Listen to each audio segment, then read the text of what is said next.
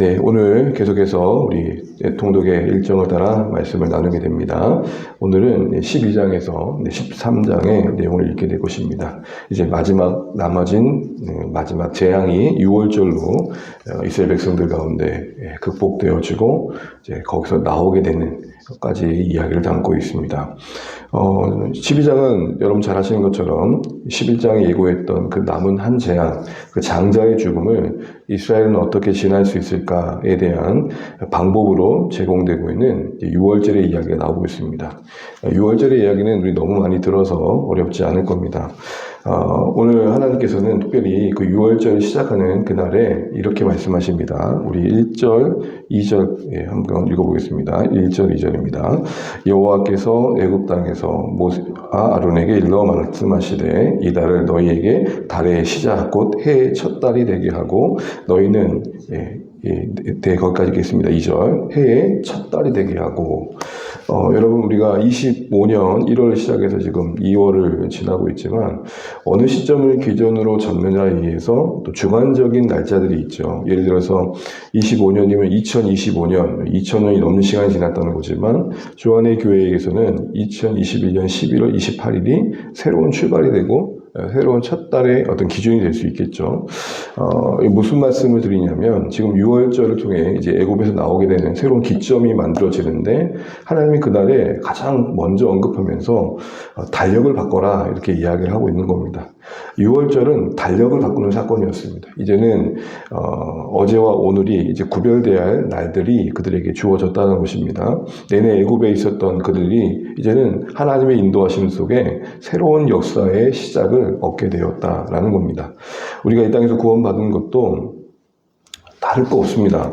살아가는 건 어제와 오늘이 다르지 않습니다. 그러나 이제는 우리가 다른 시간 개념 속에서 살아가게 된 것이 이제 구원의 사건인 것이죠. 그리고 그 뒤이어서 가족의 수대로 이제 양을 치하라 그럽니다. 희생 제물이 필요하다는 것이죠. 그리고 그 양을 치할 때 기준을 삼았던 것은 가족의 수입니다. 가족이 그 양 한 마리에 먹기에 충분하다면 잡으면 됩니다. 그런데 양 한 마리에 비해 가족이 적다면 이웃과 함께 그것을 고려해서 카운트하라는 거죠. 예를 들어서 우리가 한 5명 정도 된다. 그러면 이웃집이 한 5명 이렇게 합쳐서 숫자를 고려하라는 겁니다. 그러니까 가족 하나 살겠다고 생각하지 말고 이 6월절의 기점으로 서로를 좀 돌아봐라. 이렇게 얘기를 하고 계시는 거죠.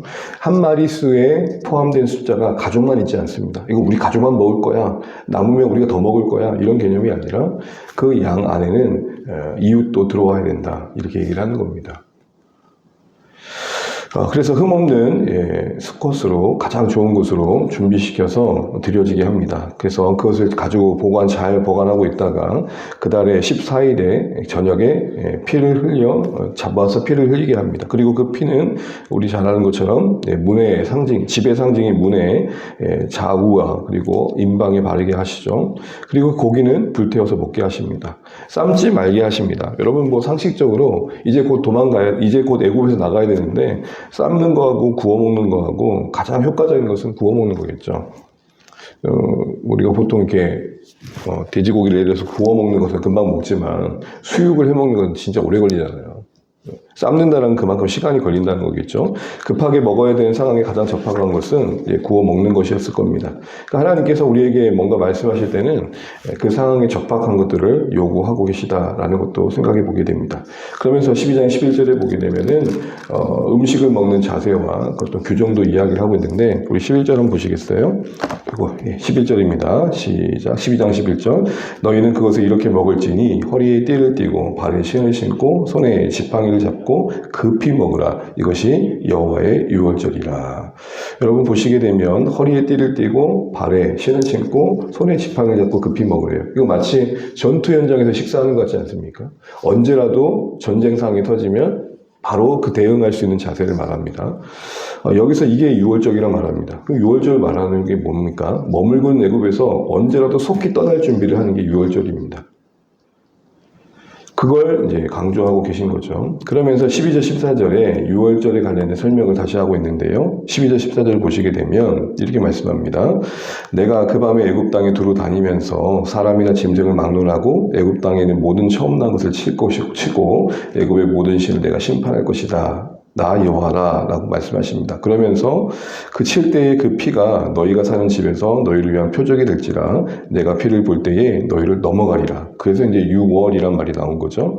재앙이 너희에게 내려 멸하지 아니하리라. 14절이 중요한데요. 같이 한번 읽어볼게요.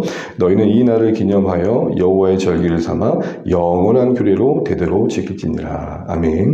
12절부터 13절을 쭉 지나가면서 이 6월절과 관련해서 거듭 말씀하시는 게 영원한 규례가 되어야 된다. 이렇게 말합니다. 이스라엘의 이 놀라운 구원의 사건은 절기로 기억되어져서 계속해서 대대후손 기억되어야 할 날들이라는 것입니다.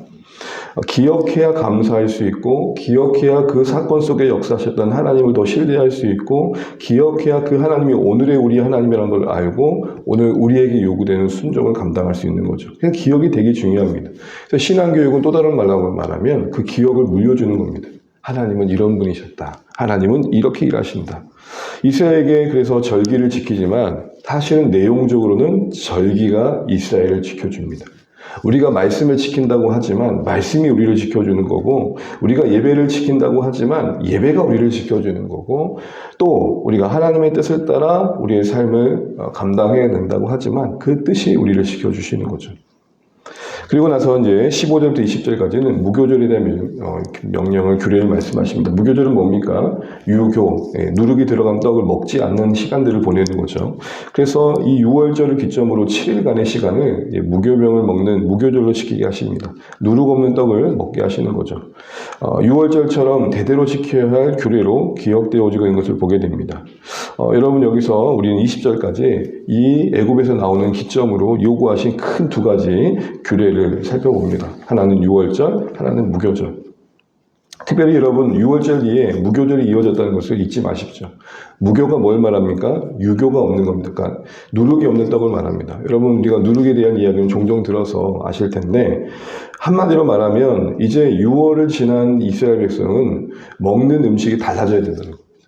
여러분 구별되었다는 것은 뭘 먹느냐로 달라지는 겁니다. 내가 하나님의 자녀로 구별되었다는 것은 내가 무엇을 취하는 자로 살아가고 있는 자로 이야기되어지는 것이죠. 6월은 이스라엘 백성을 성별하신 사건입니다. 죄로 상징되어지고 심판받을 수밖에 없는 애굽에서의 건져냄입니다. 그런데 그 뒤로 아무것도 없는 게 아니라 이제는 그들은 양식을 무교병을 먹는 인생으로 부름받은 겁니다. 물론 이 긴박한 상황에서 누룩을 넣으면 빵을 굽는 것 자체가 사실은 시간이 더 걸렸겠지만 그런 의미도 있겠지만 안에 있는 내용적인 의미는 새로운 삶의 방식으로 새로운 양식을 취하는 인생들로 부름받았다라는 것이죠. 그래서 이 누룩은 신약에서도 어떻게 이야기되냐면 죄와 악으로 상징됩니다. 그래서 누룩이 없는 새 반죽 덩어리가 이렇게 비유되어집니다. 죄의 묵은 누룩을 버리라. 죄의 묵은 묵을 버리라. 이런 삶의 양식들이 이제 이 무교절이라는 시간들을 통해서 이야기되고 있는 것들을 보게 됩니다.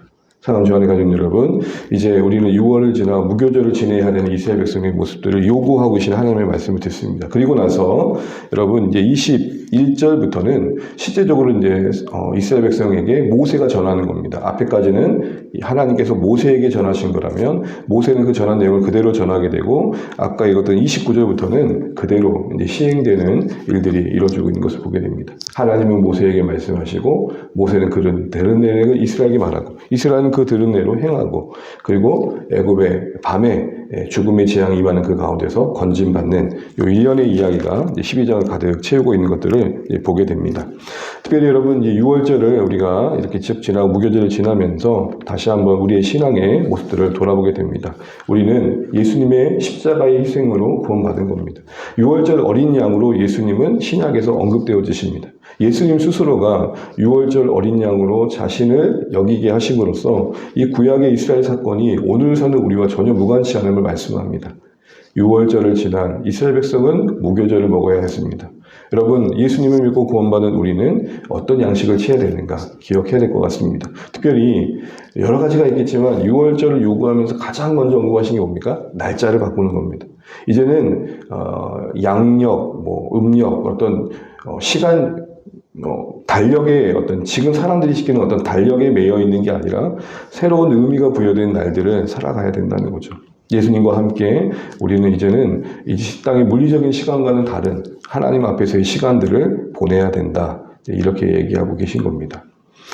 그리고 나서 이제 시행되어진 이야기를 우리가 쭉 읽게 될 텐데 한번 읽어보시면 좋겠고, 강조하고 있는 것은 이제 왜 절기를 지키냐의 부분인데요. 여러분 21절 이하에 쭉 보시게 되면 21절 이하에 보게 되면은 이런 말씀을 하십니다. 죄송해요. 26절입니다. 26절 한번 읽어볼게요. 26절에서 27절입니다. 시작. 이후에 너희 자녀가 묻기를 이 예식이 무슨 뜻이냐 하거든 너희는 이르기를 이는 여호와의 유월절 제사라. 여호와께서 애굽 사람에게 재앙을 내리실 때에 애굽에 있는 이스라엘 자손의 집을 넘으사 우리 집을 구원하셨느니라 하라며 백성이 머리 숙여 경배하니라. 아멘. 이 유월절을 이제 너희가 지나게 될 텐데 이거는 그냥 그때만 끝날 일이 아니라 대대로 기억될 일들이 되어야 될 것이다 라고 말하면서 자녀들이 이렇게 말한다는 거예요. 이 예식이 무슨 뜻이에요? 라고 묻는다는 거예요. 신앙교육은 물음에 답하는 겁니다. 그래서 물음에 답하기 위해 가장 중요한 전제는 함께하는 겁니다. 예배의 자리에 함께하면서 엄마 목사님이 이렇게 하는 거 뭐야? 성도님 저기 이렇게 예배 시간에 성경 읽을 때 아멘 한다는 의미가 뭐야? 성찬식이 함께할 때 저거 조그만 떡 왜 우리는 못 먹는 거야? 저 잔은 뭐야? 어떤 의미인지 아시겠죠? 그래서 아이들과 함께하며 어른들이 공동체에서 그 아이들을 품고 신앙의 연습을 그렇게 자연스럽게 해가는 겁니다. 그러니까 이스라엘이 보여준 신앙교육의 전수는 물음에 답하는 겁니다. 그러려면 물을 수 있는 자리에 그들을 둬야겠죠. 보고 궁금해하는 자리에 둬야겠죠.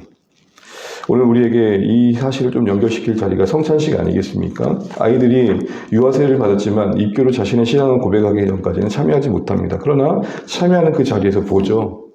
목사님이 이렇게 분별한다, 분절한다 이 말이 엄마, 아빠 이거 무슨 얘기야? 얘기하면 자연스럽게 저 떡이 예수님의 살을 의미해. 우리를 위해 희생하신 거. 저 잔이 예수님의 피를 의미해 우리 위해서 흘리신 피야. 이렇게 이야기할 수 있겠죠. 그래서 우리가 함께하는 자리에 그들을 초대하고 품어주고 묻는 질문에 답을 함으로 우리의 신앙교육이 잘 전수되어야 되겠다 생각들을 다시 한번 이 말씀을 통해 해보게 됩니다. 그리고 이제 13장부터 이제 어떤 사건이 이제 이루어지게 되냐면 본격적으로 이제 애굽에서 나오게 되는 이야기가 이어지게 됩니다. 그러면서 13절에 다시 12장 30절부터 나오게 되고 13장에서부터는 그 앞서 언급했던 규례에 대한 유계절과 무계절에 대한 규례의 또 다른 부분들을 다시 한번 다루고 있는데요. 독특한 부분이 있습니다. 그게 뭐냐면 여러분 16절까지 한 부분으로 이야기되고 있는데 앞뒤로 무교절을 얘기하면서 언급되는 부분이 있습니다. 1, 2절 한번 보시겠습니까? 1, 2절입니다. 시작. 여호와께서 모세에게 일러 이르시되 이스라엘 자손 중에서 사람이나 짐승을 막론하고 태에서 처음 난 모든 것은 다 거룩히 구별하여 내게 돌리라. 이는 내 것이라 하니라 하시니라. 우리 15절 보시겠습니다. 15절입니다. 그때에 바로가 완악하여 우리를 보내지 아니하매 여호와께서 애굽 나라 가운데 처음 난 모든 것은 사람의 장조로부터 가축의 처음 난 것까지 다 죽이셨으므로 태에서 처음 난 모든 수컷들은 내가 여호와께 제사를 드려서 내 아들 중에 모든 처음 난 자를 다 대속하니라. 지금 무교절에 대한 이야기를 다시 언급하면서 앞뒤로 뭘 얘기하고 있냐면 1절부터 2절, 11절부터 15절까지 처음 것을 드리는 이야기를 하고 있습니다. 처음 것을 드렸던 이야기를 왜 하고 있는 겁니까? 우리가 유월절을 지나면서 장자의 죽음을 지났잖아요. 그런데 이스라엘은 장자의 죽음이 있지 않았던 것은 장자의 죽음을 대신한 희생이 있었기 때문인 것이죠. 바로 그 사건을 기억해야 된다라는 겁니다. 그래서 유월절과 무교절을 이야기하고 있는 이 상황에 특별히 이 무교절의 앞뒤에 처음 것을 드리는 소위 초태생을 드리는 이 이야기가 언급된 것은 왜 우리가 무교절의 규례를 지켜야 되느냐를 다시 한번 강조하는 겁니다. 초태생의 의미는 뭐죠? 내가 죽었어야 됐는데 누군가 대신하여 죽었다. 하나님께 우리가 죽음을 당할 자리에 있었는데 희생 제물이 대신함으로 우리가 죽게 되었다.